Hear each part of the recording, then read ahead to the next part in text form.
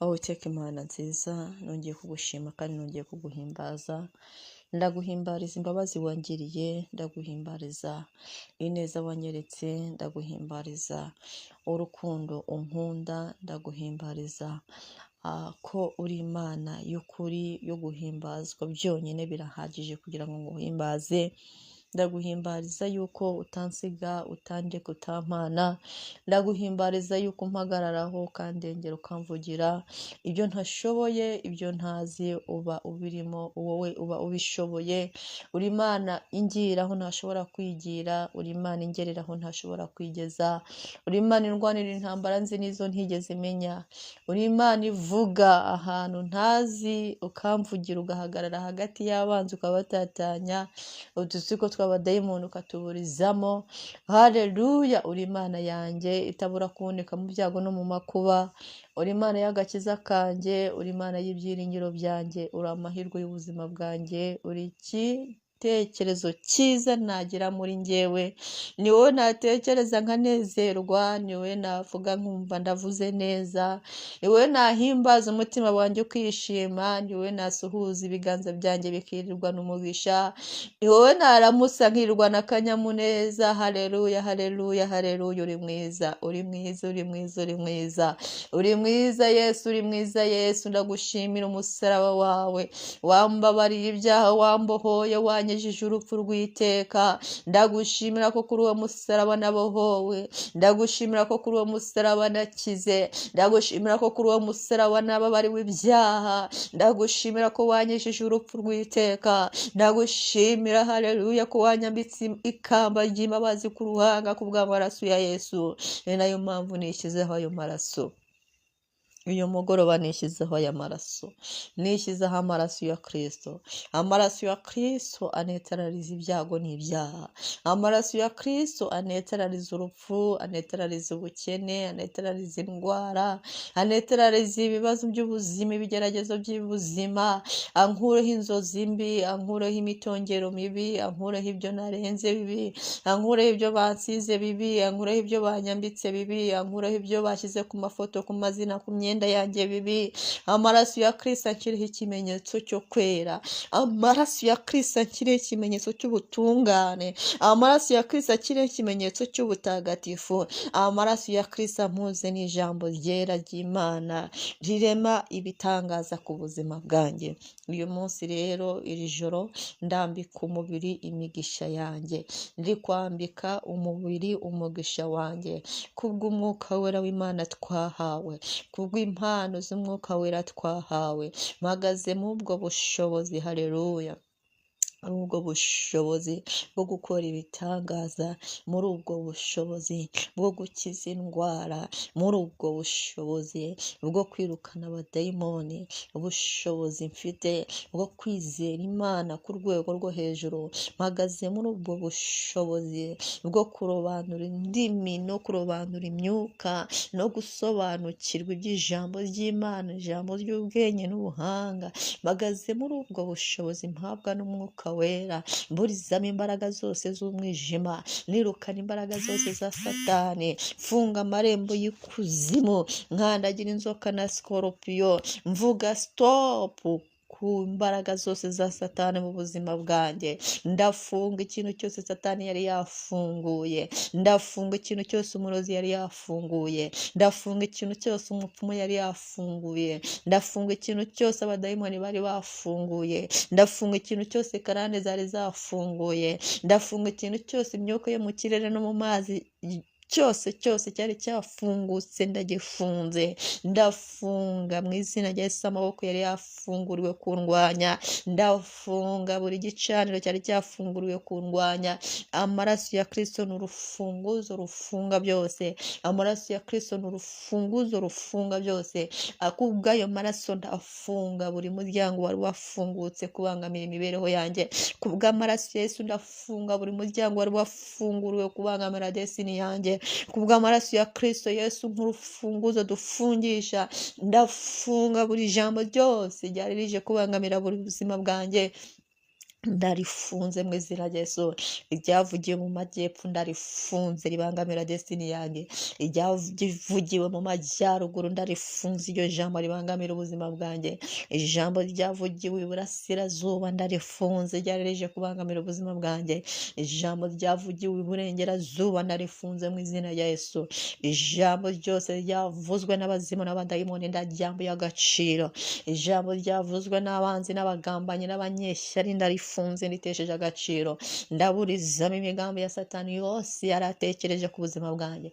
Ndayifashe mire nk'uko ijambo ry'Imana ribivuga, ubw'ubushobozi n'imbaraga duhabwa n'Umwuka Wera mu izina Yesu Kristo. Uyu munsi wa none ibyo Satani yari yafunze ndabifunguye, kandi ibyo yari yafunguye ndabifunze mu izina ya Yesu wangu umunsi arabigorobota. Ndafungura imigisha yanjye. Iyo Satani wari warafunze ndayishiraho gusa amaraso ya Yesu yita ifunguka. Imigisha yanjye mu rushako ifunguke. Imigisha yanjye mu rukundo ngishyizeho amaraso ya Yesu ifunguke. Imigisha yanjye mu mikorere ngishyizeho amaraso ya Yesu ifunguke. Imigisha yanjye mu buzima bwanjye ngishyizeho amaraso ya Yesu ifunguke. Imigisha yanjye mu izina rya Yesu ku mubiri wanjye, kugira umubiri mwiza utarwaye usa neza, ndawushyizeho amaraso ya Kristo. Uwo mugisha n'uwanjye ungarukire mu izina rya Yesu Kristo. Umugisha mu rubyaro ndashyizeho amaraso ya Kristo ufunguke. Umugisha mu iterambere, umugisha mu mikorere no mu mivugire,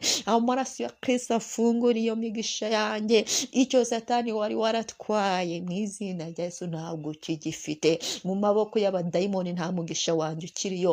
Mu maboko y'abarozi nta mugisha wanjye ukiriyo.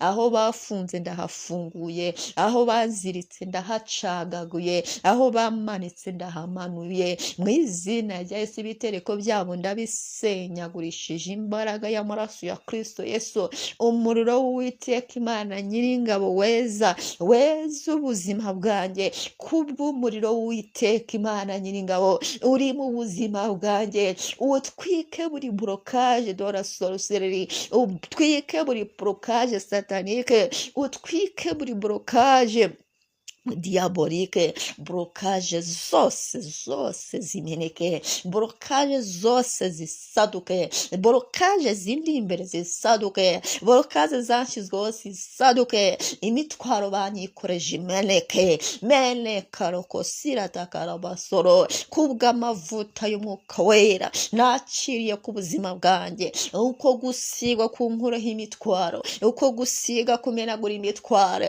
uko ijambo ry'Imana bivuga biba ariko bikoreka ku buzima bwanjye. Nakiriye gusigwa kw'abatware, nakiriye gusigwa kw'abayobozi, nakiriye gusigwa kw'abakire, nakiriye gusigwa kw'abakozi b'Imana, nakiriye gusigwa kw'abantu bagira ijambo, nakiriye gusigwa kw'ibyamamare, nakiriye gusigwa ko gutera imbere, nakiriye gusigwa k'ubudahangarwa, nakiriye gusigwa ku mubiri, ku mutima no ku mwuka, nakiriye gusigwa ku migisha yanjye yose mu izina rya Yesu. Urakoze Yesu, ndagushimye kuko uyu mugoroba udusize.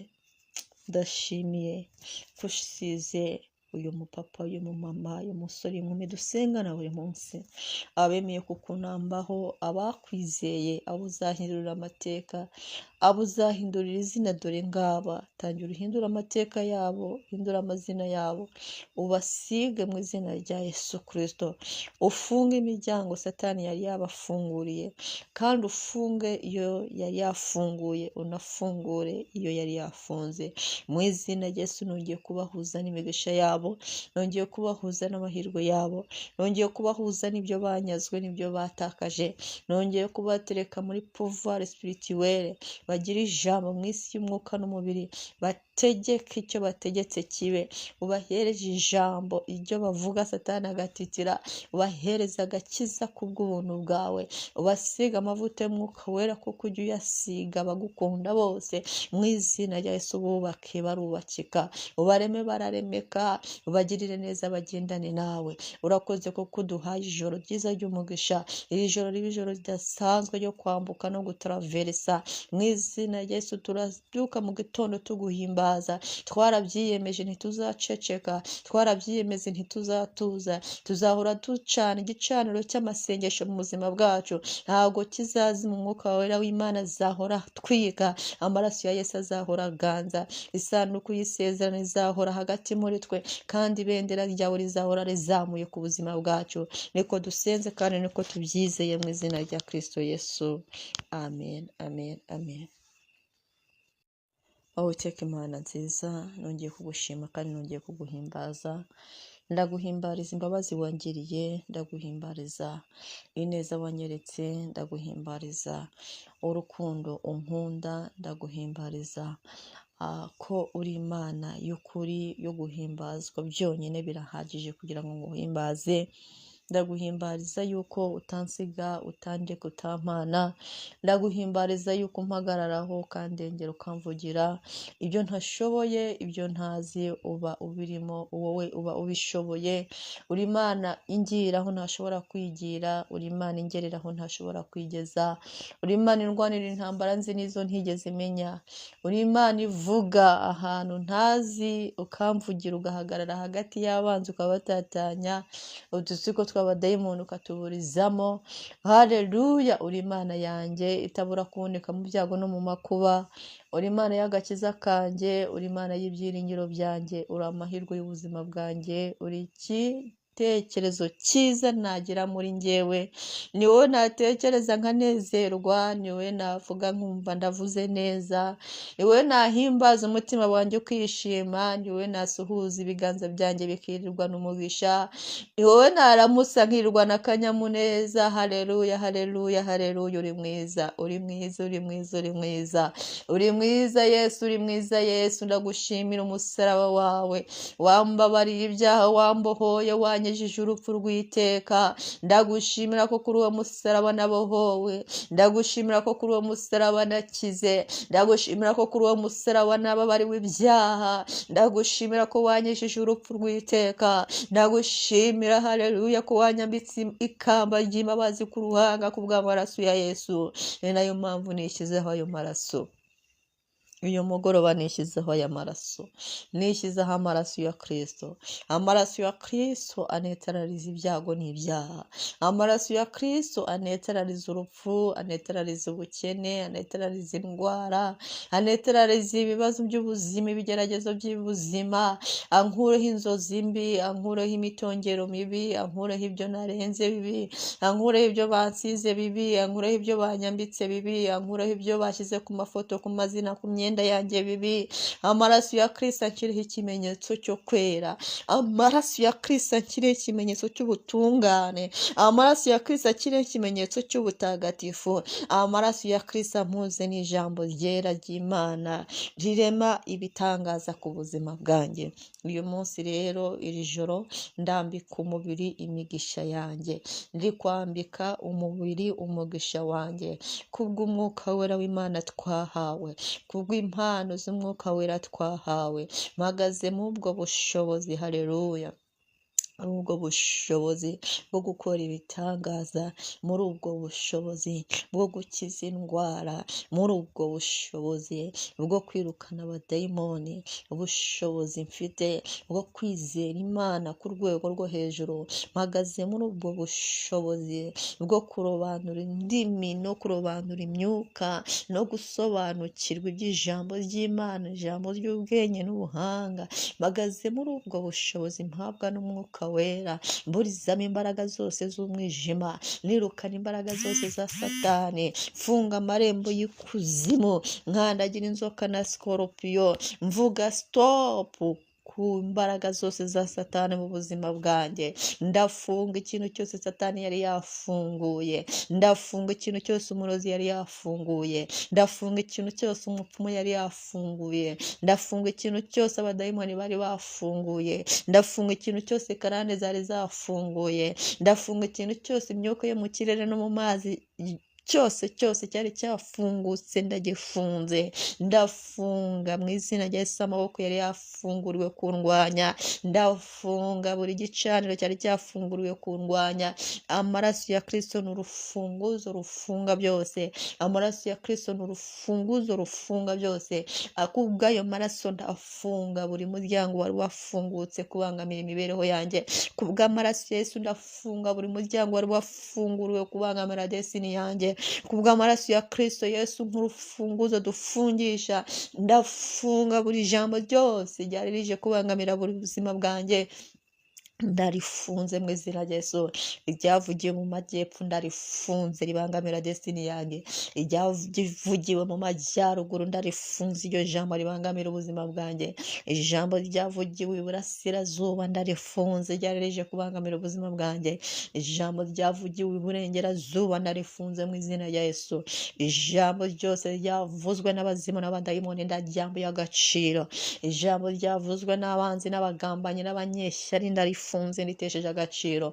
Ndaburizamo imigambi ya Satani yose yaratekereje ku buzima bwanjye, ndayifashe miri nk'uko ijambo ry'Imana ribivuga, ubw'ubushobozi n'imbaraga duhabwa n'Umwuka Wera mu izina Yesu Kristo. Uyu munsi wa none ibyo Satani yari yafunze ndabifunguye, kandi ibyo yari yafunguye ndabifunze mu izina ya Yesu. Wangu umunsi yarabigorobota, ndafungura imigisha yanjye. Iyo Satani wari warafunze ndayishyiraho gusa amaraso ya Yesu ihita ifunguka. Imigisha yanjye mu rushako ifunguke, imigisha yanjye mu rukundo ngishyizeho amaraso ya Yesu ifunguke, imigisha yanjye mu mikorere ngishyizeho amaraso ya Yesu ifunguke, imigisha yanjye mu buzima bwanjye ngishyizeho amaraso ya Yesu ifunguke, imigisha yanjye mu izina rya Yesu ku mubiri wanjye, kugira umubiri mwiza utarwaye usa neza, ndawushyizeho amaraso ya Kristo. Uwo mugisha n'uwanjye ungarukire mu izina rya Yesu Kristo. Umugisha mu rubyaro ndashyizeho amaraso ya Kristo ufunguke,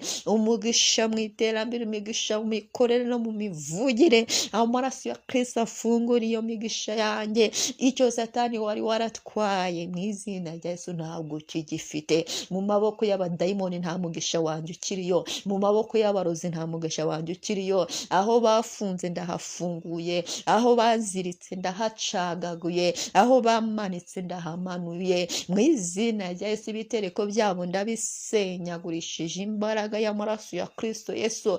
Umuriro w'Uwiteka Imana Nyiringabo weza ubuzima bwanjye. Kubw'umuriro w'Uwiteka Imana Nyiringabo uri mu buzima bwanjye, utwike buri blokaje de la sorcellerie, utwike buri blokaje satanike, utwike buri blokaje diabolike, blokaje zose zimeneke, blokaje zose zisaduke, blokaje zindi imbere zisaduke, blokaje zanshyizweho zisaduke, imitwaro banyikoreje imeneke, meneka rokosira takarabasoro. Kubw'amavuta y'Umwuka Wera nakiriye ku buzima bwanjye, uko gusigwa ku nkureho imitwaro, uko gusiga kumenagura imitwaro, uko ijambo ry'Imana bivuga biba ariko bikoreka ku buzima bwanjye. Nakiriye gusigwa kw'abatware, nakiriye gusigwa kw'abayobozi, nakiriye gusigwa kw'abakire, nakiriye gusigwa kw'abakozi b'Imana, nakiriye gusigwa kw'abantu bagira ijambo, nakiriye gusigwa kw'ibyamamare, nakiriye gusigwa ko gutera imbere, nakiriye gusigwa k'ubudahangarwa, nakiriye gusigwa ku mubiri, ku mutima no ku mwuka, nakiriye gusigwa ku migisha yanjye yose mu izina rya Yesu. Urakoze Yesu, ndagushimye kuko uyu mugoroba udusize.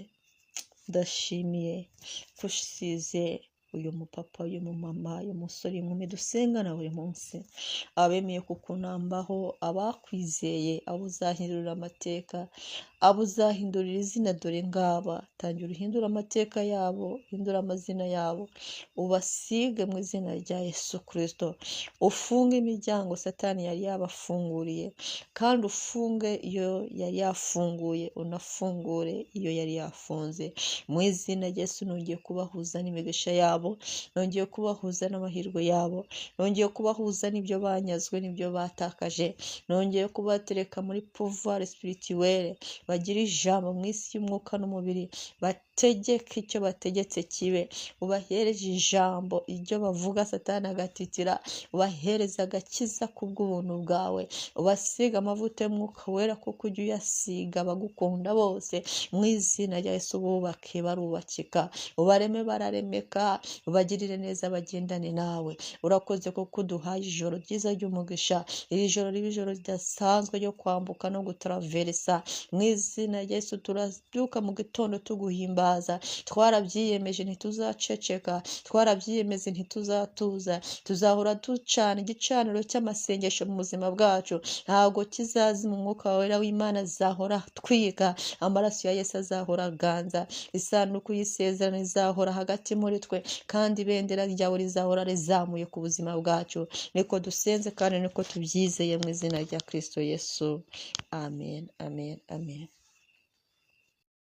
Uwiteka Imana nziza, nongeye kugushima kandi nongeye kuguhimbaza, ndaguhimbariza imbabazi wangiriye, ndaguhimbariza ineza wanyeretse, ndaguhimbariza urukundo unkunda, ndaguhimbariza ko uri Imana y'ukuri yo guhimbazwa, byonyine birahagije kugira ngo nguhimbaze.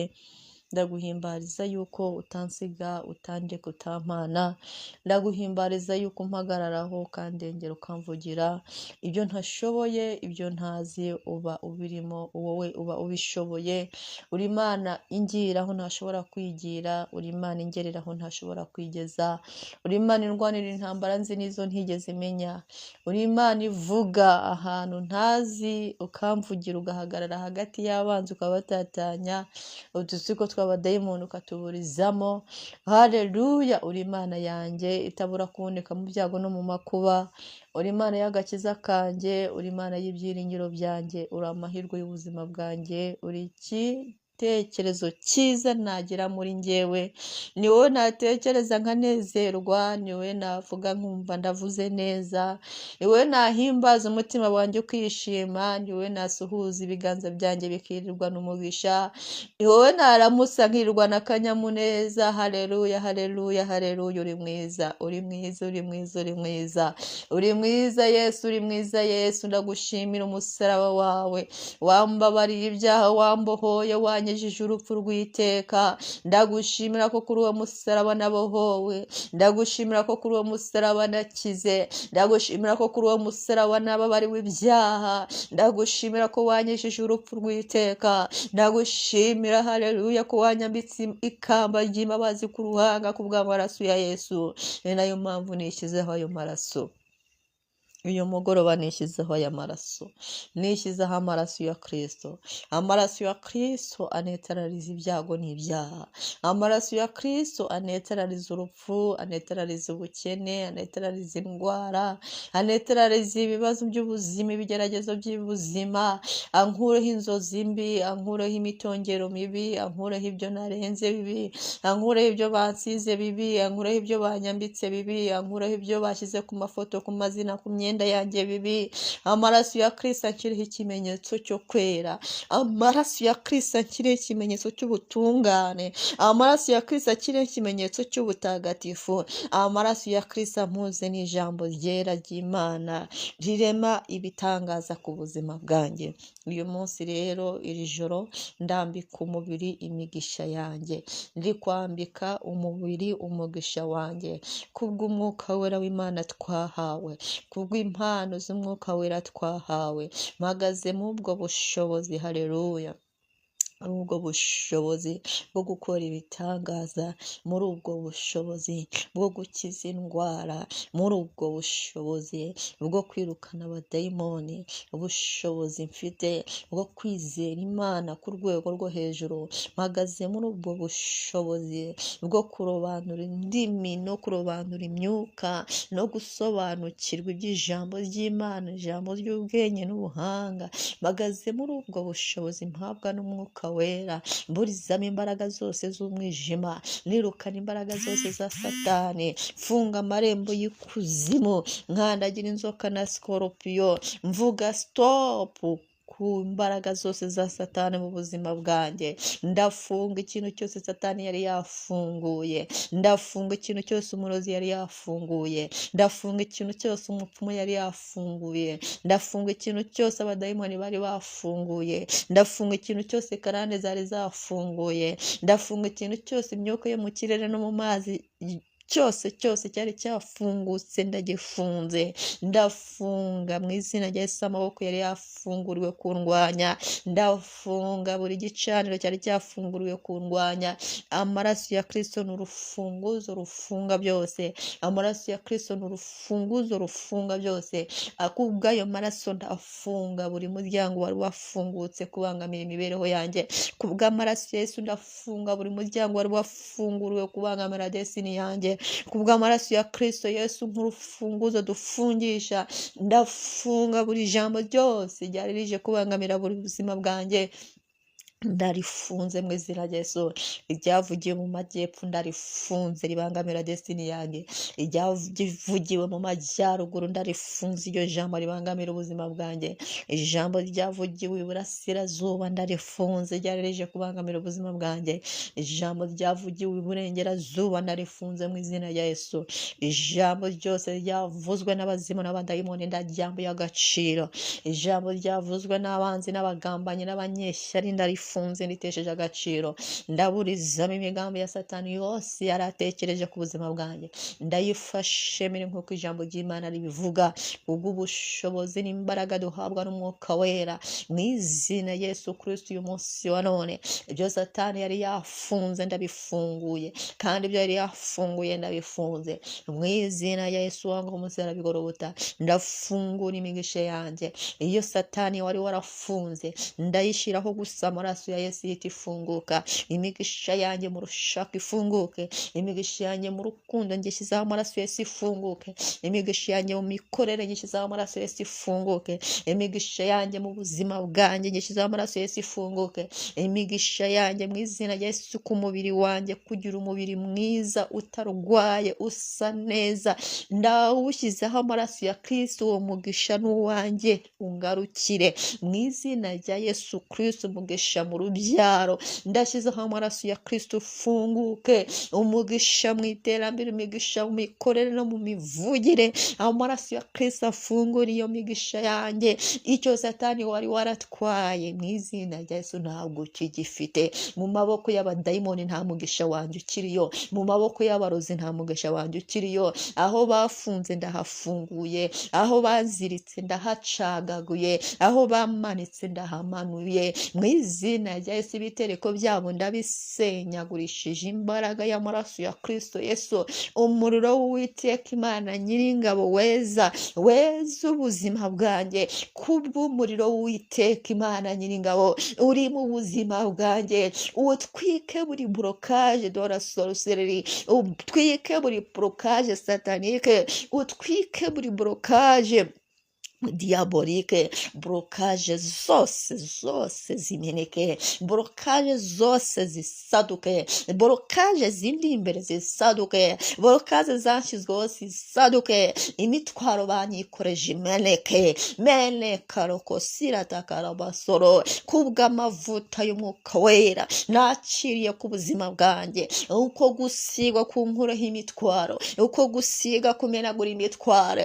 uko ijambo ry'Imana bivuga biba ariko bikoreka ku buzima bwanjye. Nakiriye gusigwa kw'abatware, nakiriye gusigwa kw'abayobozi, nakiriye gusigwa kw'abakire, nakiriye gusigwa kw'abakozi b'Imana, nakiriye gusigwa kw'abantu bagira ijambo, nakiriye gusigwa kw'ibyamamare, nakiriye gusigwa ko gutera imbere, nakiriye gusigwa k'ubudahangarwa, nakiriye gusigwa ku mubiri, ku mutima no ku mwuka, nakiriye gusigwa ku migisha yanjye yose mu izina rya Yesu.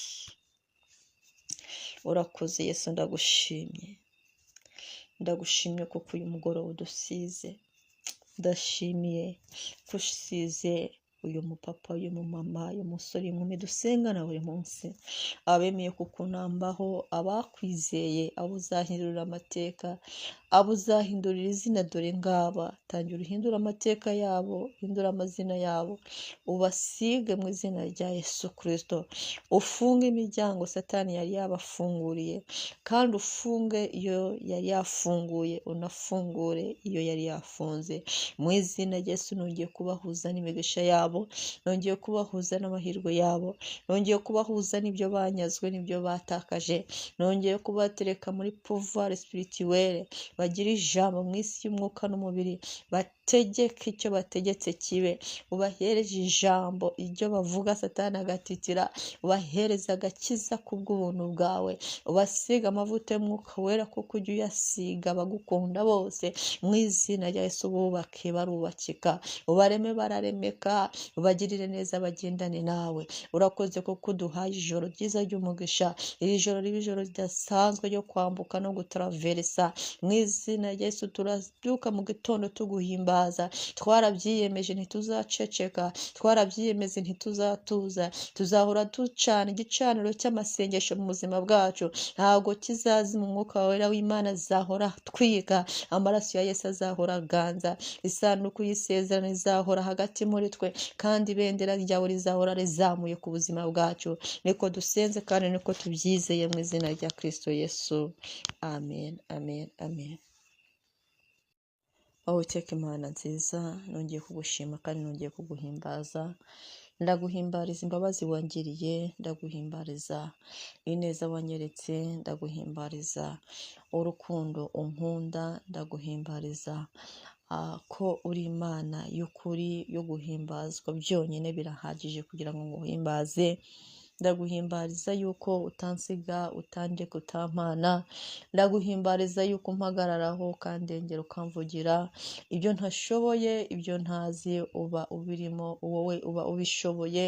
Uri Imana ingira aho ntashobora kwigira, uri Imana ingerera aho ntashobora kwigeza, uri Imana indwanira intambara nzi n'izo ntigeze menya, uri Imana ivuga ahantu ntazi, ukamvugira, ugahagarara hagati y'abanzi ukabatatanya, udutsiko tw'abadayimoni ukatuburizamo.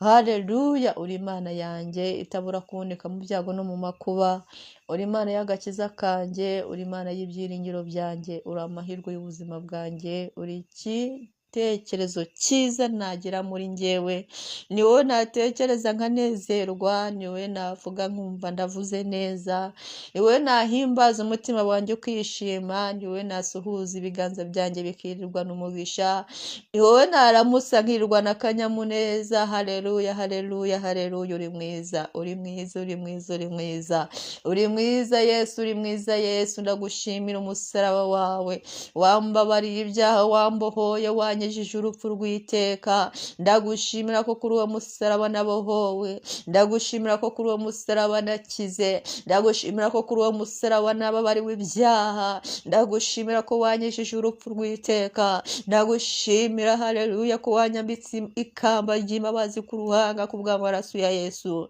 Ni nayo mpamvu nishyizeho ayo maraso. Uyu mugoroba nishyizeho aya maraso, nishyizeho amaraso ya Kristo. Amaraso ya Kristo anetarariza ibyago n'ibyaha, amaraso ya Kristo anetarariza urupfu, anetarariza ubukene, anetarariza indwara, anetarariza ibibazo by'ubuzima, ibigeragezo by'ubuzima, ankureho inzozi mbi, ankureho imitongero mibi, ankureho ibyo narenze bibi, ankureho ibyo bansize bibi, ankureho ibyo banyambitse bibi, ankureho ibyo bashyize ku mafoto, ku mazina, ku myenda yanjye bibi. Amaraso ya Kristo akiriho ikimenyetso cyo kwera, amaraso ya Kristo akiriho ikimenyetso cy'ubutungane, amaraso ya Kristo akiriho ikimenyetso cy'ubutagatifu, amaraso ya Kristo ampuze n'ijambo ryera ry'Imana rirema ibitangaza ku buzima bwanjye.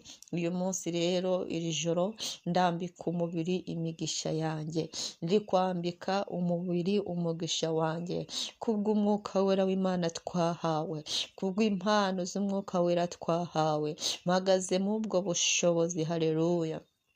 muri ubwo bushobozi bwo gukora ibitangaza, muri ubwo bushobozi bwo gukiza indwara, muri ubwo bushobozi bwo kwirukana abadayimoni, ubushobozi mfite bwo kwizera Imana ku rwego rwo hejuru, mpagaze muri ubwo bushobozi bwo kurobanura indimi no kurobanura imyuka no gusobanukirwa iby'ijambo ry'Imana, ijambo ry'ubwenge n'ubuhanga, mpagaze muri ubwo bushobozi mpabwa n'umwuka wera, mburizamo imbaraga zose z'umwijima, nirukana imbaraga zose za Satani, mfunga amarembo y'ikuzimu, nkandagira inzoka na sikoropiyo, mvuga stopu ku mbaraga zose za Satani mu buzima bwanjye, ndafunga ikintu cyose Satani yari yafunguye, ndafunga ikintu cyose umurozi yari yafunguye, ndafunga ikintu cyose umupfumu yari yafunguye, ndafunga ikintu cyose abadayimoni bari bafunguye, ndafunga ikintu cyose karande zari zafunguye,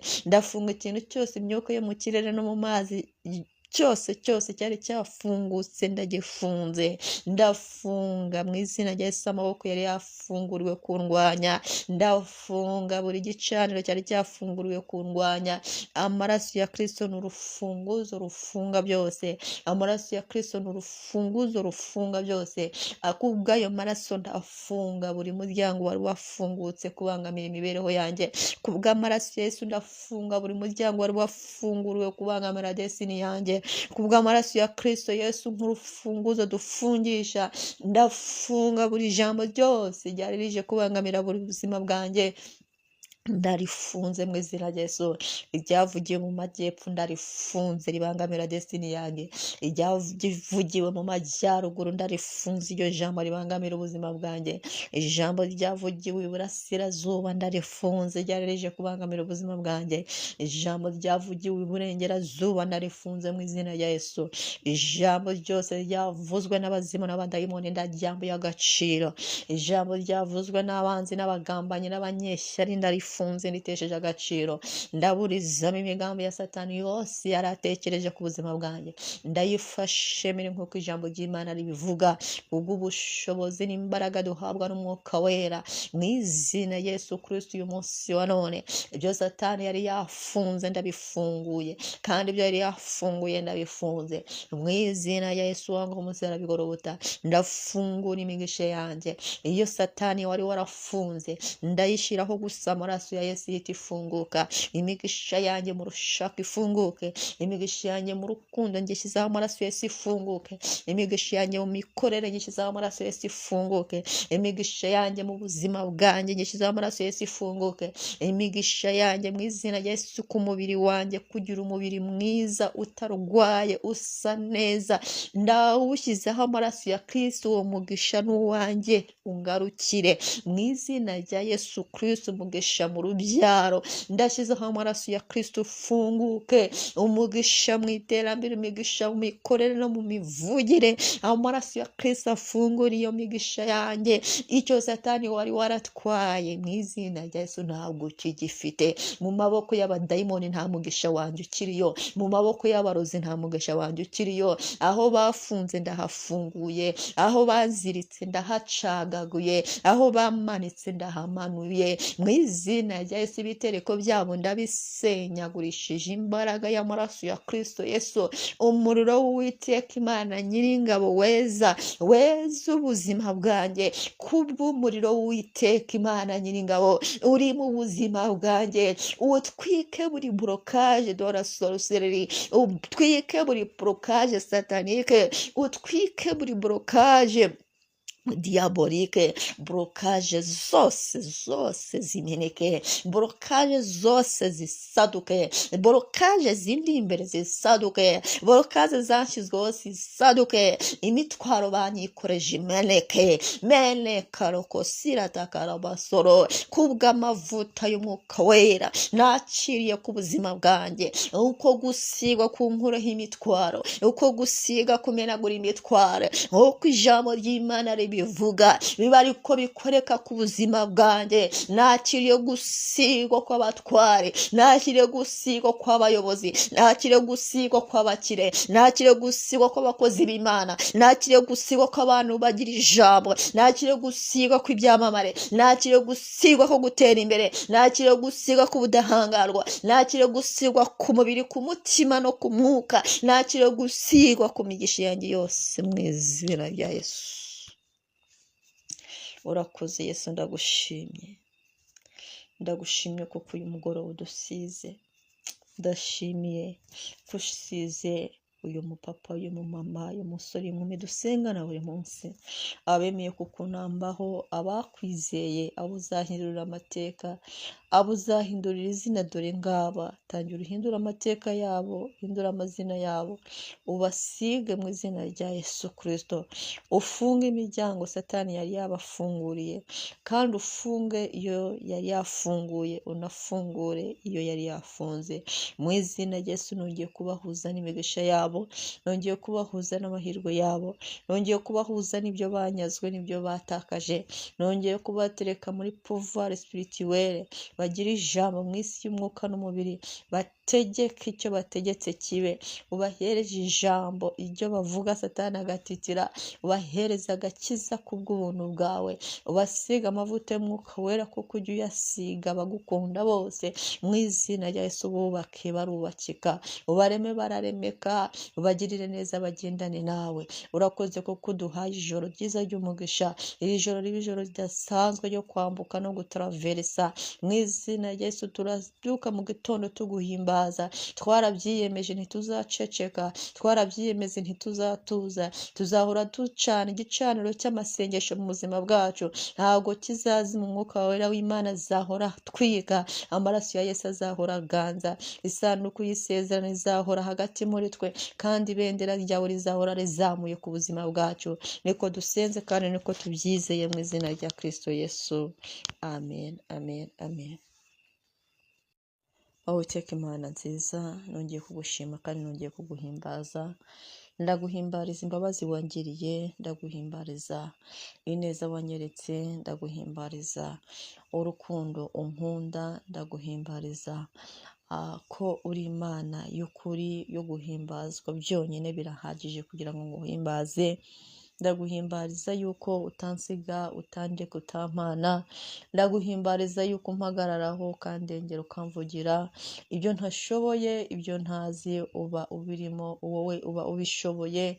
Uri Imana ingira aho ntashobora kwigira, uri Imana ingerera aho ntashobora kwigeza, uri Imana indwanira intambara nzi n'izo ntigeze imenya, uri Imana ivuga ahantu ntazi, ukamvugira, ugahagarara hagati y'abanzi ukabatatanya, udutsiko tw'abadayimoni ukatuburizamo. Haleluya! Uri Imana yanjye itabura kuboneka mu byago no mu makuba, uri Imana y'agakiza kanjye, uri Imana y'ibyiringiro byanjye, uri amahirwe y'ubuzima bwanjye, uri igitekerezo cyiza nagira muri njyewe. Ni wowe natekereza nkanezerwa, ni wowe navuga nkumva ndavuze neza, ni wowe nahimbaza umutima wanjye ukishima, ni wowe nasuhuza ibiganza byanjye bikirirwa n'umugisha, ni wowe naramusa nkirirwa n'akanyamuneza. Haleluya, haleluya, haleluya. Uri mwiza, uri mwiza, uri mwiza, uri mwiza, uri mwiza Yesu, uri mwiza Yesu. Ndagushimira umusaraba wawe, wambabariye ibyaha, wambohoye, wanyejije urupfu rw'iteka. Ndagushimira ko kuri uwo musaraba nabohowe, ndagushimira ko kuri uwo musaraba nakize, ndagushimira ko kuri uwo musaraba nababariwe ibyaha, ndagushimira ko wanyejije urupfu rw'iteka, ndagushimira haleluya ko wanyambitse ikamba ry'imbabazi ku ruhanga kubw'amaraso ya Yesu. Ni nayo mpamvu nishyizeho ayo maraso. Uyu mugoroba nishyizeho aya maraso, nishyizeho amaraso ya Kristo. Amaraso ya Kristo anetarariza ibyago n'ibyaha, amaraso ya Kristo anetarariza urupfu, anetarariza ubukene, anetarariza indwara, anetarariza ibibazo by'ubuzima, ibigeragezo by'ubuzima, ankureho inzozi mbi, ankureho imitongero mibi, ankureho ibyo narenze bibi, ankureho ibyo bansize bibi, ankureho ibyo banyambitse bibi, ankureho ibyo bashyize ku mafoto, ku mazina, ku myenda imyenda yanjye bibi, amaraso ya Kristo akiriho ikimenyetso cyo kwera, amaraso ya Kristo akiriho ikimenyetso cy'ubutungane, amaraso ya Kristo akiriho ikimenyetso cy'ubutagatifu, amaraso ya Kristo ampuze n'ijambo ryera ry'Imana rirema ibitangaza ku buzima bwanjye.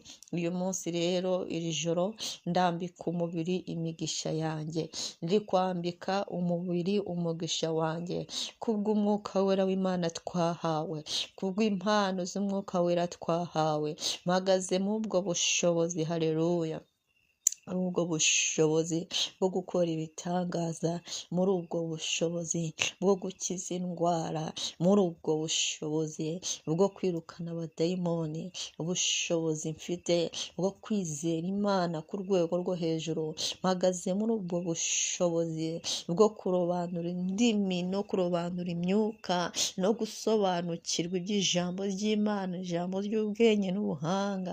Mpagaze muri ubwo bushobozi mpabwa n'umwuka wera, mburizamo imbaraga zose z'umwijima, nirukana imbaraga zose za Satani, funga amarembo y'ikuzimu, nkandagira inzoka na sikorupiyo, mvuga stop ku mbaraga zose za Satani mu buzima bwanjye. Ndafunga ikintu cyose Satani yari yafunguye, ndafunga ikintu cyose umurozi yari yafunguye, ndafunga ikintu cyose umupfumu yari yafunguye, ndafunga ikintu cyose abadayimoni bari bafunguye, ndafunga ikintu cyose karande zari zafunguye, ndafunga ikintu cyose imyuka yo mu kirere no mu mazi cyose cyari cyafungutse ndagifunze. Ndafunga mu izina rya Yesu amaboko yari yafunguriwe kundwanya, ndafunga buri gicaniro cyari cyafunguriwe kundwanya. Amaraso ya Kristo ni urufunguzo rufunga byose, amaraso ya Kristo ni urufunguzo rufunga byose.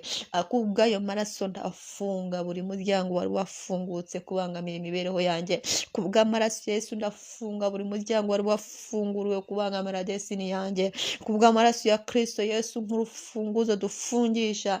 Ndafunga buri jambo ryose ryari rije kubangamira buri buzima bwanjye, ndarifunze mu izina rya Yesu. Iryavugiwe mu majyepfo ndarifunze ribangamira destiny yanjye, iryavugiwe mu majyaruguru ndarifunze iryo jambo ribangamira ubuzima bwanjye, ijambo ryavugiwe iburasirazuba ndarifunze ryari rije kubangamira ubuzima bwanjye, ijambo ryavugiwe iburengerazuba ndarifunze mu izina rya Yesu. Ijambo ryose ryavuzwe n'abazimu n'abadayimoni ndaryambuye agaciro, ijambo ryavuzwe n'abanzi n'abagambanyi n'abanyeshyari ndarifunze nditesheje agaciro. Ndaburizamo imigambi ya Satani yose yaratekereje ku buzima bwanjye, ndayifashe mire nk'uko ijambo ry'Imana ribivuga, ubw'ubushobozi n'imbaraga duhabwa n'umwuka wera mu izina Yesu Kristo. Uyu munsi wa none ibyo Satani yari yafunze ndabifunguye, kandi ibyo yari yafunguye ndabifunze mu izina ya Yesu. Wangu umunsi arabigorobota, ndafungura imigisha yanjye. Iyo Satani wari warafunze ndayishiraho gusa amaraso ya Yesu yita ifunguka. Imigisha yanjye mu rushako ifunguke, imigisha yanjye mu rukundo ngishyizeho amaraso ya Yesu ifunguke, imigisha yanjye mu mikorere ngishyizeho amaraso ya Yesu ifunguke, imigisha yanjye mu buzima bwanjye ngishyizeho amaraso ya Yesu ifunguke, imigisha yanjye mu izina rya Yesu ku mubiri wanjye, kugira umubiri mwiza utarwaye usa neza, ndawushyizeho amaraso ya Kristo. Uwo mugisha n'uwanjye ungarukire mu izina rya Yesu Kristo. Umugisha mu rubyaro ndashyizeho amaraso ya Kristo ufunguke, umugisha mu iterambere, imigisha mu mikorere no mu mivugire, amaraso ya Kristo afungura iyo migisha yanjye. Icyo Satani wari waratwaye mu izina rya Yesu ntabwo kigifite. Mu maboko y'abadayimoni nta mugisha wanjye ukiriyo, mu maboko y'abarozi nta mugisha wanjye ukiriyo. Aho bafunze ndahafunguye, aho baziritse ndahacagaguye, aho bamanitse ndahamanuye mu izina rya Yesu. Ibitereko byabo ndabisenyagurishije imbaraga y'amaraso ya Kristo Yesu.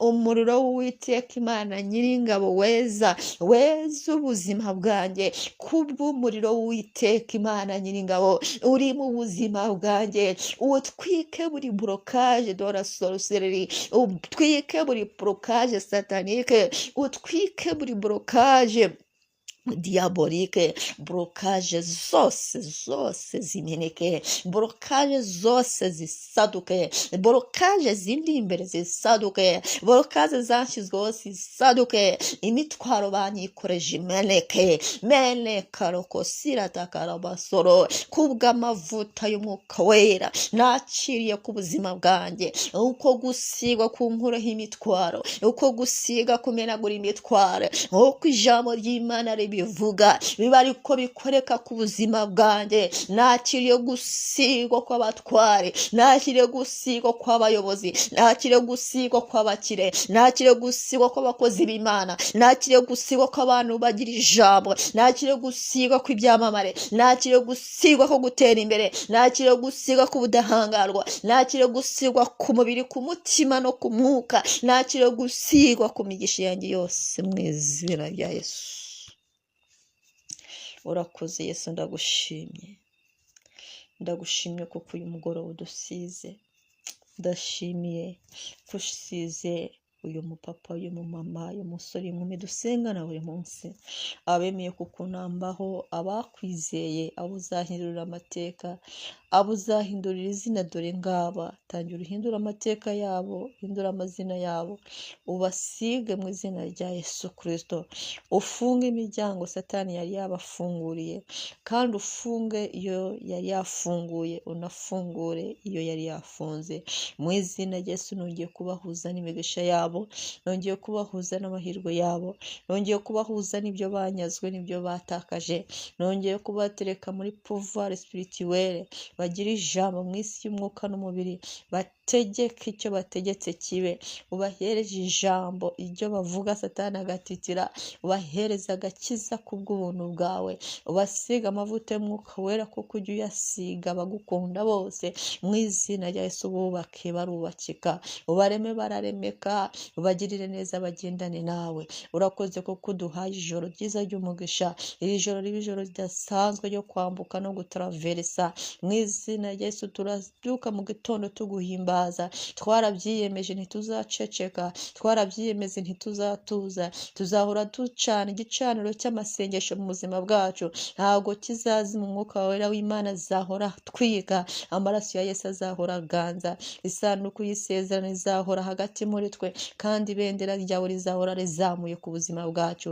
Niko dusenze kandi niko tubyizeye mu izina rya Kristo Yesu, amen, amen, amen. Uwiteka Imana nziza, nongeye kugushima kandi nongeye kuguhimbaza, ndaguhimbariza imbabazi wangiriye, ndaguhimbariza ineza wanyeretse, ndaguhimbariza urukundo unkunda, ndaguhimbariza ko uri Imana y'ukuri yo guhimbazwa, byonyine birahagije kugira ngo nguhimbaze. Ndaguhimbariza yuko utansiga, utandeka, utampana, ndaguhimbariza yuko umpagararaho ukandengera, ukamvugira ibyo ntashoboye, ibyo ntazi uba ubirimo, wowe uba ubishoboye. Uri Imana ingira aho ntashobora kwigira, uri Imana ingerera aho ntashobora kwigeza, uri Imana indwanira intambara nzi n'izo ntigeze menya, uri Imana ivuga ahantu ntazi, ukamvugira, ugahagarara hagati y'abanzi ukabatatanya udusiko tw'abadayimoni ukatuburizamo.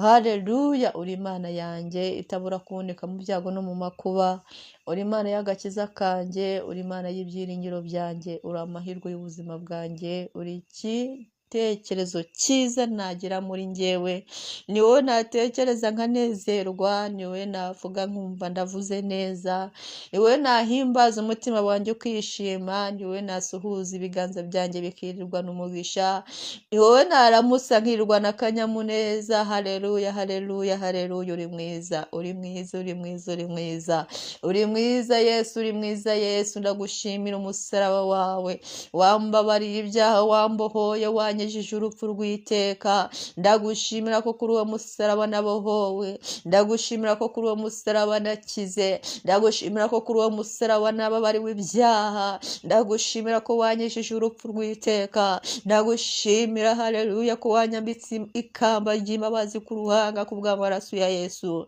Ni nayo mpamvu nishyizeho ayo maraso. uyu mugoroba nishyizeho aya maraso, nishyizeho amaraso ya Kristo.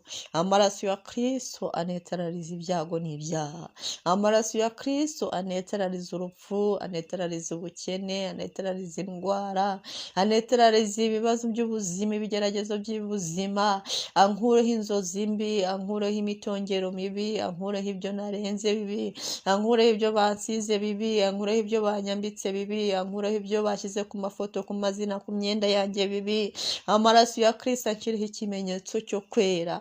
Amaraso ya Kristo akiriho ikimenyetso cy'ubutungane. Amaraso ya Kristo akiriho ikimenyetso cy'ubutagatifu. Amaraso ya Kristo ampuze n'ijambo ryera ry'Imana rirema ibitangaza ku buzima bwanjye. Uyu munsi rero, iri joro, ndambika umubiri imigisha yanjye, ndi kwambika umubiri umugisha wanjye, kubw'umwuka wera w'Imana twahawe, kubw'impano z'umwuka wera twahawe. Mpagaze mu ubwo bushobozi, haleluya, ubwo bushobozi bwo gukora ibitangaza, muri ubwo bushobozi bwo gukiza indwara, muri ubwo bushobozi bwo kwirukana abadayimoni, ubushobozi mfite bwo kwizera Imana ku rwego rwo hejuru. Mpagaze muri ubwo bushobozi bwo kurobanura indimi no kurobanura imyuka no gusobanukirwa iby'ijambo ry'Imana, ijambo ry'ubwenge n'ubuhanga. Mpagaze muri ubwo bushobozi mpabwa n'umwuka wera, mburizamo imbaraga zose z'umwijima, nirukana imbaraga zose za Satani, mfunga amarembo y'ikuzimu, nkandagira inzoka na sikorupiyo, mvuga stopu ku mbaraga zose za Satani mu buzima bwanjye. Ndafunga ikintu cyose Satani yari yafunguye, ndafunga ikintu cyose umurozi yari yafunguye, ndafunga ikintu cyose umupfumu yari yafunguye, ndafunga ikintu cyose abadayimoni bari bafunguye, ndafunga ikintu cyose karande zari zafunguye, ndafunga ikintu cyose imyuka yo mu kirere no mu mazi cyose cyari cyafungutse ndagifunze. Ndafunga mu izina rya Yesu amaboko yari yafunguriwe kundwanya, ndafunga buri gicaniro cyari cyafunguriwe kundwanya. Amaraso ya Kristo ni urufunguzo rufunga byose. Amaraso ya Kristo ni urufunguzo rufunga byose. Kubw'ayo maraso ndafunga buri muryango wari wafungutse kubangamira imibereho yanjye. Kubw'amaraso ya Yesu ndafunga buri muryango wari wafunguriwe kubangamira destiny yanjye. Kubw'amaraso ya Kristo Yesu nk'urufunguzo dufungisha, ndafunga buri jambo ryose ryari rije kubangamira buri buzima bwanjye, ndarifunze mu izina rya Yesu. Iryavugiwe mu majyepfo ndarifunze ribangamira destiny yanjye, iryavugiwe mu majyaruguru ndarifunze iryo jambo ribangamira ubuzima bwanjye, ijambo ryavugiwe iburasirazuba ndarifunze ryari rije kubangamira ubuzima bwanjye, ijambo ryavugiwe iburengerazuba ndarifunze mu izina rya Yesu. Ijambo ryose ryavuzwe n'abazimu n'abadayimoni ndaryambuye agaciro, ijambo ryavuzwe n'abanzi n'abagambanyi n'abanyeshyari ndarifunze nditesheje agaciro. Ndaburizamo imigambi ya Satani yose yaratekereje ku buzima bwanjye, ndayifashe mire nk'uko ijambo ry'Imana ribivuga, ubw'ubushobozi n'imbaraga duhabwa n'umwuka wera mu izina Yesu Kristo. Uyu munsi wa none ibyo Satani yari yafunze ndabifunguye, kandi ibyo yari yafunguye ndabifunze mu izina ya Yesu wangu umunsi yarabigorobota. Ndafungura imigisha yanjye, iyo Satani wari warafunze ndayishyiraho gusa amaraso ya Yesu yita ifunguka. Imigisha yanjye mu rushako ifunguke, imigisha yanjye mu rukundo ngishyizeho amaraso ya Yesu ifunguke, imigisha yanjye mu mikorere ngishyizeho amaraso ya Yesu ifunguke, imigisha yanjye mu buzima bwanjye ngishyizeho amaraso ya Yesu ifunguke, imigisha yanjye mu izina rya Yesu ku mubiri wanjye, kugira umubiri mwiza utarwaye usa neza, ndawushyizeho amaraso ya Kristo. Uwo mugisha n'uwanjye ungarukire mu izina rya Yesu Kristo. Umugisha mu rubyaro ndashyizeho amaraso ya Kristo ufunguke, umugisha mu iterambere, imigisha mu mikorere no mu mivugire, amaraso ya Kristo afungura iyo migisha yanjye. Icyo Satani wari waratwaye mu izina rya Yesu ntabwo ukigifite. Mu maboko y'abadayimoni nta mugisha wanjye ukiriyo, mu maboko y'abarozi nta mugisha wanjye ukiriyo.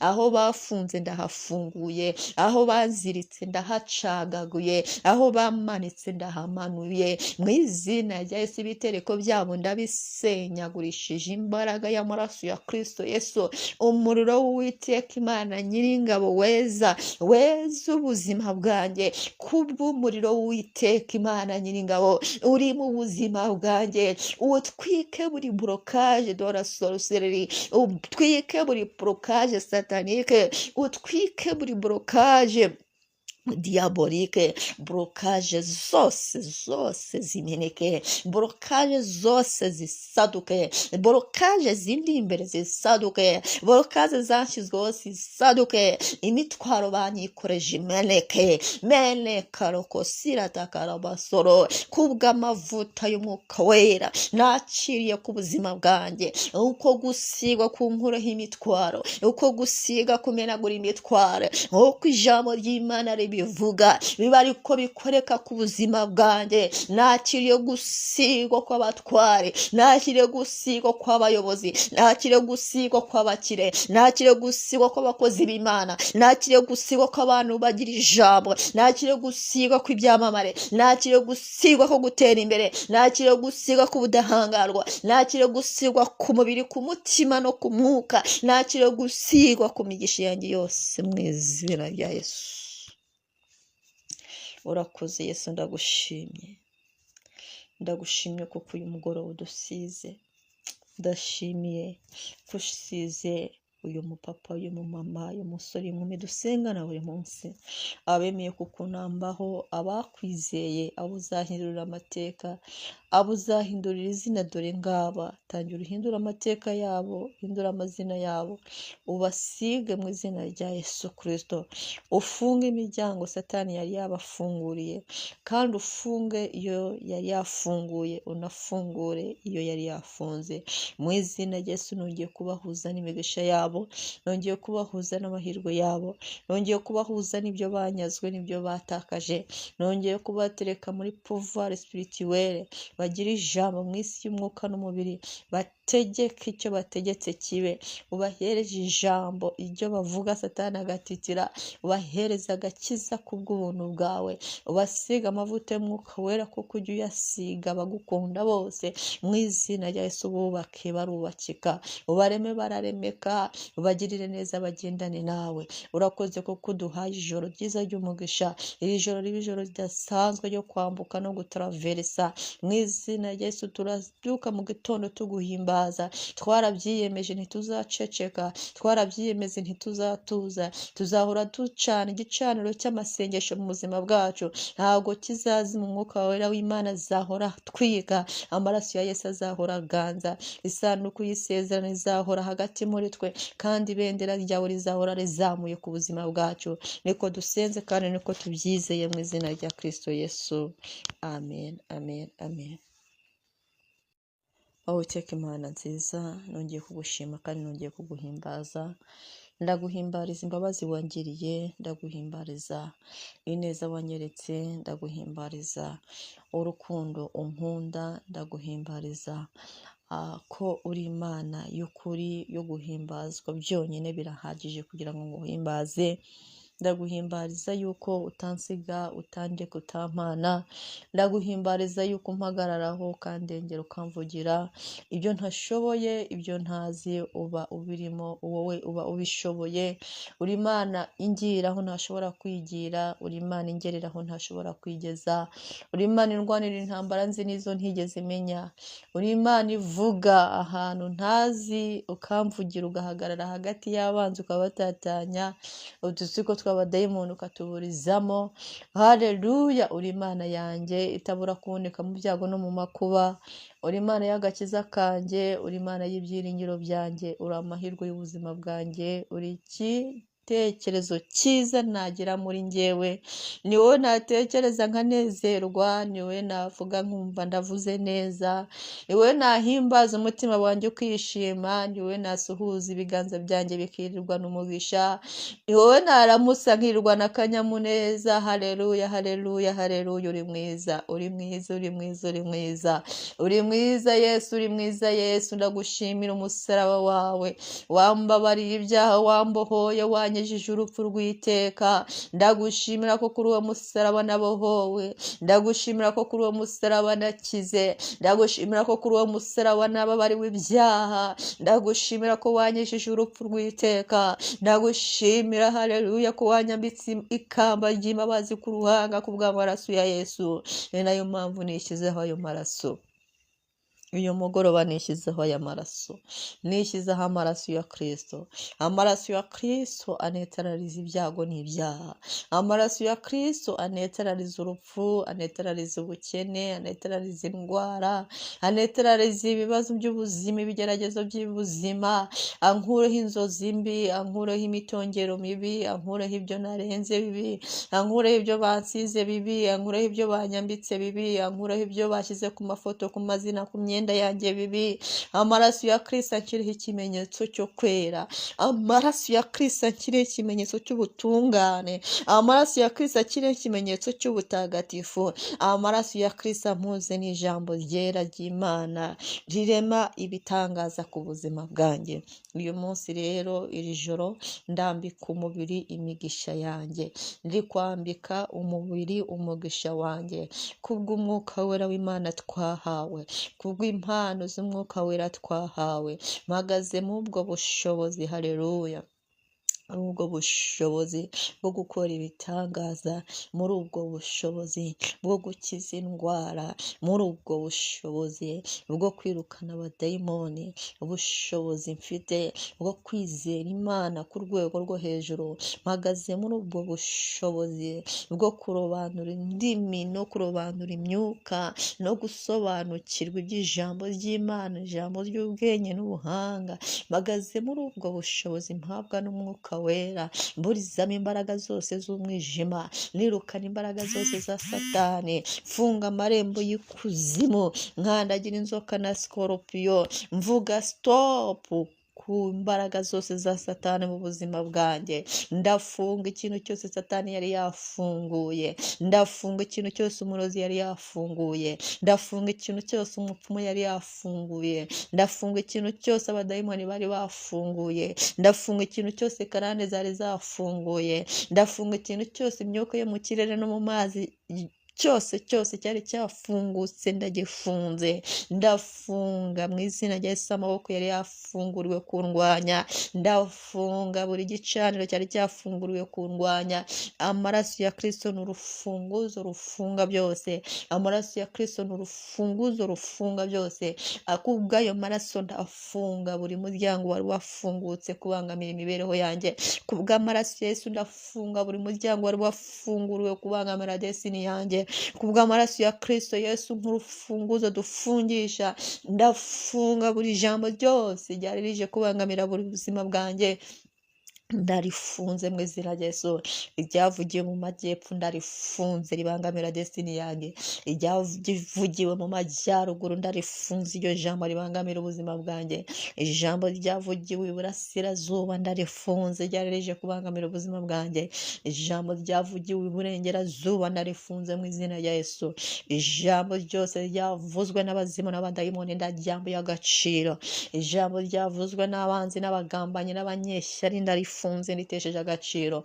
Ndaburizamo imigambi ya Satani yose yaratekereje ku buzima bwanjye. Ndayifashe miri nk'uko ijambo ry'Imana ribivuga, ubw'ubushobozi n'imbaraga duhabwa n'umwuka wera mu izina Yesu Kristo. Uyu munsi wa none ibyo Satani yari yafunze ndabifunguye, kandi ibyo yari yafunguye ndabifunze mu izina ya Yesu wangu umunsi arabigorobota. Ndafungura imigisha yanjye. Iyo Satani wari warafunze ndayishiraho gusa amaraso ya Yesu ihita ifunguka. Imigisha yanjye mu rushako ifunguke. Imigisha yanjye mu rukundo ngishyizeho amaraso ya Yesu ifunguke. Imigisha yanjye mu mikorere ngishyizeho amaraso ya Yesu ifunguke. Imigisha yanjye mu buzima bwanjye ngishyizeho amaraso ya Yesu ifunguke. Imigisha yanjye mu izina rya Yesu ku mubiri wanjye, kugira umubiri mwiza utarwaye usa neza, ndawushyizeho amaraso ya Kristo. Uwo mugisha n'uwanjye ungarukire mu izina rya Yesu Kristo. Umugisha mu rubyaro, ndashyizeho amaraso ya Kristo ufunguke, umugisha mu iterambere, imigisha mu mikorere no mu mivugire, amaraso ya Kristo afungura iyo migisha yanjye, icyo Satani wari waratwaye mu izina rya Yesu ntabwo kigifite, mu maboko y'abadayimoni nta mugisha wanjye ukiriyo, mu maboko y'abarozi nta mugisha wanjye ukiriyo, aho bafunze ndahafunguye, aho baziritse ndahacagaguye, aho bamanitse ndahamanuye, mu izina rya Yesu ibitereko byabo ndabisenyagurishije imbaraga y'amaraso ya Kristo Yesu, umuriro w'Uwiteka Imana Nyiringabo weza ubuzima bwanjye, kubw'umuriro w'Uwiteka Imana Nyiringabo uri mu buzima bwanjye,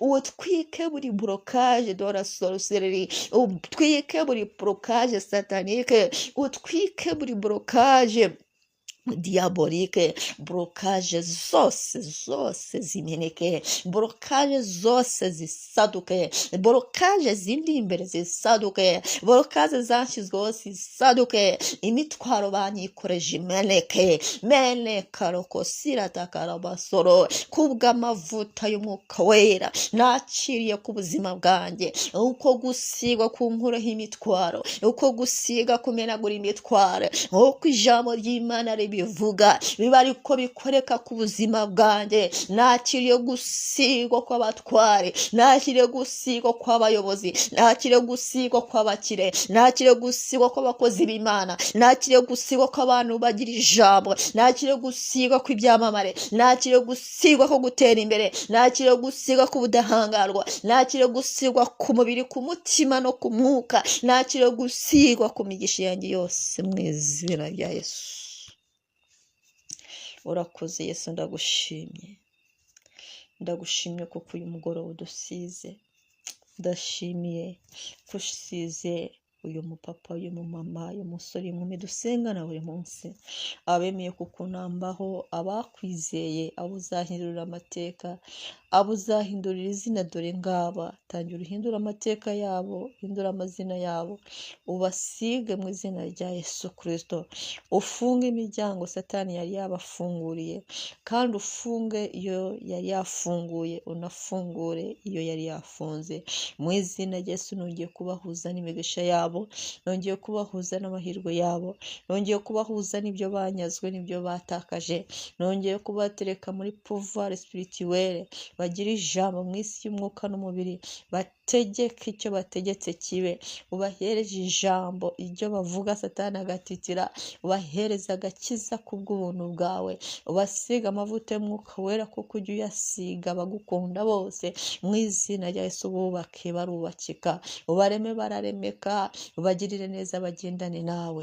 Urakoze kuko uduhaye ijoro ryiza ry'umugisha, iri joro riba ijoro ridasanzwe ryo kwambuka no gutaraveresa, mu izina rya Yesu. Turabyuka mu gitondo tuguhimbaza, twarabyiyemeje ntituzaceceka, twarabyiyemeze ntituzatuza, tuzahora ducana igicaniro cy'amasengesho mu buzima bwacu, ntabwo kizazima, umwuka wera w'Imana azahora twiga, amaraso ya Yesu azahora aganza, isanduku y'isezerano izahora hagati muri twe, kandi ibendera ryawe rizahora rizamuye ku buzima bwacu.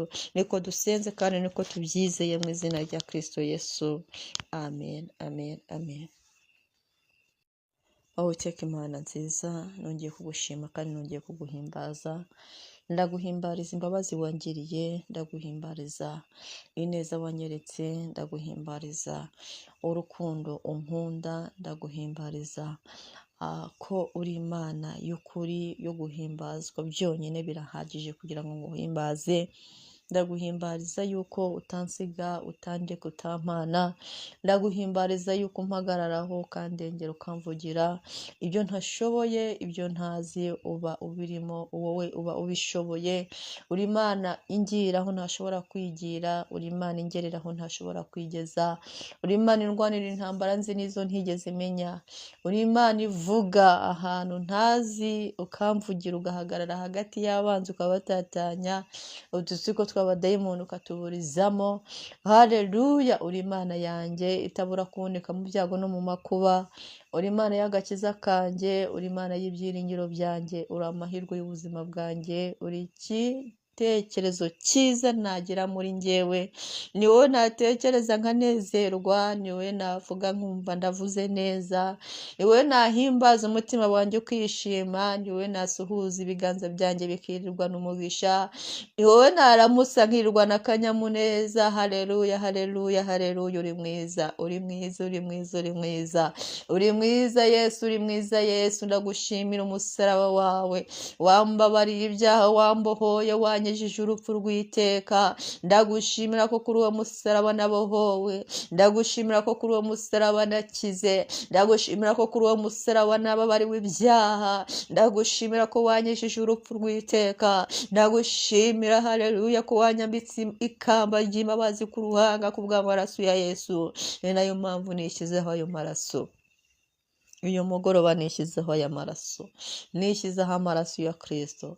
Amaraso ya Kristo anetarariza ibyago n'ibyaha, amaraso ya Kristo anetarariza urupfu, anetarariza ubukene, anetarariza indwara, anetarariza ibibazo by'ubuzima, ibigeragezo by'ubuzima, ankureho inzozi mbi, ankureho imitongero mibi, ankureho ibyo narenze bibi, ankureho ibyo bansize bibi, ankureho ibyo banyambitse bibi, ankureho ibyo bashyize ku mafoto, ku mazina, ku myenda yanjye bibi. Amaraso ya Kristo akiriho ikimenyetso cyo kwera, amaraso ya Kristo akiriho ikimenyetso cy'ubutungane, amaraso ya Kristo akiriho ikimenyetso cy'ubutagatifu, amaraso ya Kristo ampuze n'ijambo ryera ry'Imana rirema ibitangaza ku buzima bwanjye. Uyu munsi rero, iri joro, ndambika umubiri imigisha yanjye, ndi kwambika umubiri umugisha wanjye kubw'umwuka wera w'Imana twahawe, kubw'impano z'umwuka wera twahawe. Mpagaze mu ubwo bushobozi, haleluya, ubwo bushobozi bwo gukora ibitangaza, muri ubwo bushobozi bwo gukiza indwara, muri ubwo bushobozi bwo kwirukana abadayimoni, ubushobozi mfite bwo kwizera Imana ku rwego rwo hejuru. Mpagaze muri ubwo bushobozi bwo kurobanura indimi no kurobanura imyuka no gusobanukirwa iby'ijambo ry'Imana, ijambo ry'ubwenge n'ubuhanga.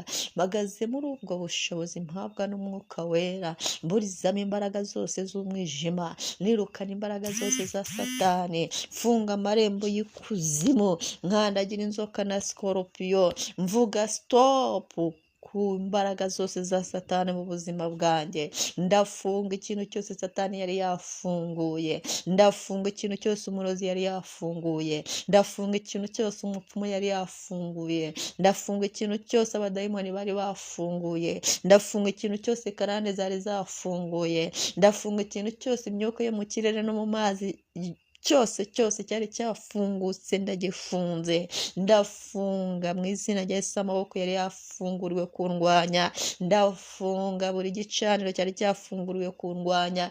Amaraso ya Kristo ni urufunguzo rufunga byose, amaraso ya Kristo ni urufunguzo rufunga byose. Akubw'ayo maraso ndafunga buri muryango wari wafungutse kubangamira imibereho yanjye, kubw'amaraso ya Yesu ndafunga buri muryango wari wafunguriwe kubangamira destiny yanjye, kubw'amaraso ya Kristo Yesu nk'urufunguzo dufungisha.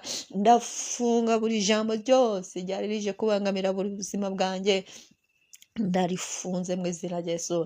Iryavugiwe mu majyepfo ndarifunze ribangamira destiny yanjye, iryavugiwe mu majyaruguru ndarifunze iryo jambo ribangamira ubuzima bwanjye, ijambo ryavugiwe iburasirazuba ndarifunze ryari rije kubangamira ubuzima bwanjye, ijambo ryavugiwe iburengerazuba ndarifunze mu izina rya Yesu.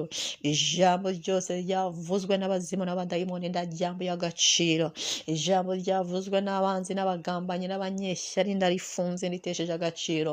Ndaburizamo imigambi ya Satani yose yaratekereje ku buzima bwanjye, ndayifashe miri nk'uko ijambo ry'Imana ribivuga, ubw'ubushobozi n'imbaraga duhabwa n'umwuka wera mu izina Yesu Kristo. Uyu munsi wa none ibyo Satani yari yafunze ndabifunguye, kandi ibyo yari yafunguye ndabifunze mu izina ya Yesu. Wangu umunsi arabigorobota, ndafungura imigisha yanjye. Iyo Satani wari warafunze ndayishiraho gusa amaraso amaraso ya Yesu ihita ifunguka. Imigisha yanjye mu rushako ifunguke, imigisha yanjye mu rukundo ngishyizeho amaraso ya Yesu ifunguke, imigisha yanjye mu mikorere ngishyizeho amaraso ya Yesu ifunguke, imigisha yanjye mu buzima bwanjye ngishyizeho amaraso ya Yesu ifunguke, imigisha yanjye mu izina rya Yesu ku mubiri wanjye, kugira umubiri mwiza utarwaye usa neza, ndawushyizeho amaraso ya Kristo. Uwo mugisha n'uwanjye ungarukire mu izina rya Yesu Kristo. Umugisha mu rubyaro ndashyizeho amaraso ya Kristo ufunguke,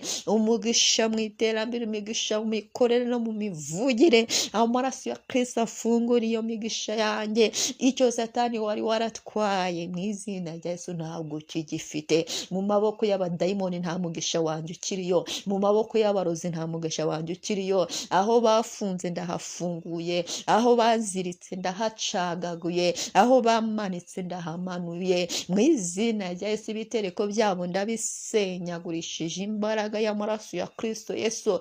Umuriro w'Uwiteka Imana Nyiringabo weza ubuzima bwanjye, kubw'umuriro w'Uwiteka Imana Nyiringabo uri mu buzima bwanjye, utwike buri blokaje de la sorcellerie, utwike buri blokaje satanique, utwike buri blokaje diabolike, blokaje zose zimeneke, blokaje zose zisaduke, blokaje zindi imbere zisaduke, blokaje zashyizweho zisaduke, imitwaro banyikoreje imeneke, meneka rokosira takarabasoro, kubw'amavuta y'umwuka wera nakiriye ku buzima bwanjye, uko gusigwa kunkureho imitwaro, uko gusiga kumenagura imitwaro, uko ijambo ry'Imana bivuga biba ariko bikoreka ku buzima bwanjye. Nakiriye gusigwa kw'abatware, nakiriye gusigwa kw'abayobozi, nakiriye gusigwa kw'abakire, nakiriye gusigwa kw'abakozi b'Imana, nakiriye gusigwa kw'abantu bagira ijambo,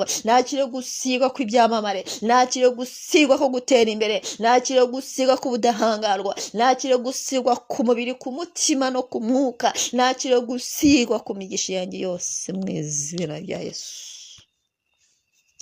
Urakoze Yesu, ndagushimye kuko uyu mugoroba udusize, ndashimiye ko usize uyu mupapa, uyu mumama, uyu musore, inkumi dusengana buri munsi, abemeye kukunambaho, abakwizeye, abo uzahindurira amateka, abo uzahindurira izina. Dore ngaba tangira uhindura amateka yabo, hindura amazina yabo, ubasige mu izina rya Yesu Kristo. Ufunge imiryango Satani yari yabafunguriye, kandi ufunge iyo yari yafunguye, unafungure iyo yari yafunze mu izina rya Yesu. Nongeye kubahuza n'imigisha yabo, nongeye kubahuza n'amahirwe yabo, nongeye kubahuza n'ibyo banyazwe, n'ibyo batakaje, nongeye kubatereka muri pouvoir spirituelle, bagira ijambo mu isi y'umwuka n'umubiri, bategeke icyo bategetse kibe, ubahereje ijambo, iryo bavuga Satani agatitira, ubahereza agakiza kubw'ubuntu bwawe, ubasiga amavuta y'umwuka wera kuko ujya uyasiga abagukunda bose mu izina rya Yesu. Bubake barubakika, ubareme bararemeka, ubagirire neza bagendane nawe. Urakoze kuko uduhaye ijoro ryiza ry'umugisha, iri joro riba ijoro ridasanzwe ryo kwambuka no gutaraveresa mu izina rya Yesu. Turabyuka mu gitondo tuguhimbaza, twarabyiyemeje ntituzaceceka, twarabyiyemeze ntituzatuza, tuzahora ducana igicaniro cy'amasengesho mu buzima bwacu, ntabwo kizazima. Umwuka wera w'Imana azahora twiga, amaraso ya Yesu azahora aganza, isanduku y'isezerano izahora hagati muri twe, kandi ibendera ryawe rizahora rizamuye ku buzima bwacu. Niko dusenze kandi niko tubyizeye mu izina rya Kristo Yesu. Amen, amen, amen.